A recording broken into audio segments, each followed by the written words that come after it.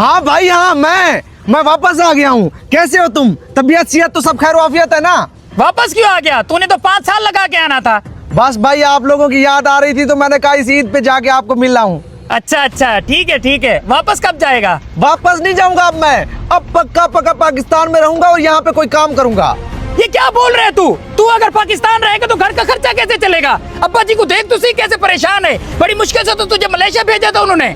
आप लोगों को यहाँ घर के खर्चे की पड़ी हुई है। आते साथ ही मुझे उठा लिया सर पे, कभी पानी कभी पूछा है कि आ गया भाई पानी पिएगा, शरबत पिएगा, चावल खाएगा या मुर्गी खाएगा। नहीं, ये बातें आप लोगों ने नहीं पूछनी थी। आप लोगों को पता है मैं वहाँ पे मजदूरी करता था, हाथों पे छाले निकले हुए हैं। हाँ भैया अकबर साहब, मैं आ गया हूँ। आपने मुझे बुलाया था। कौन है भाई तू? जनाब मैं जानवरों का व्यापारी हूँ। 1 घंटा पहले आपने ही तो फोन किया था। अरे अब्बा जी, आपने इस व्यापारी को क्यों बुलाया है? हमने कोई जानवर नहीं बेचना, बड़ी मुश्किल से तो हमने 3-4 जानवर खरीदे हैं। बेटा उन जानवरों को नहीं बेचना, एक जानवर आया मलेशिया से, उसको बेचना है।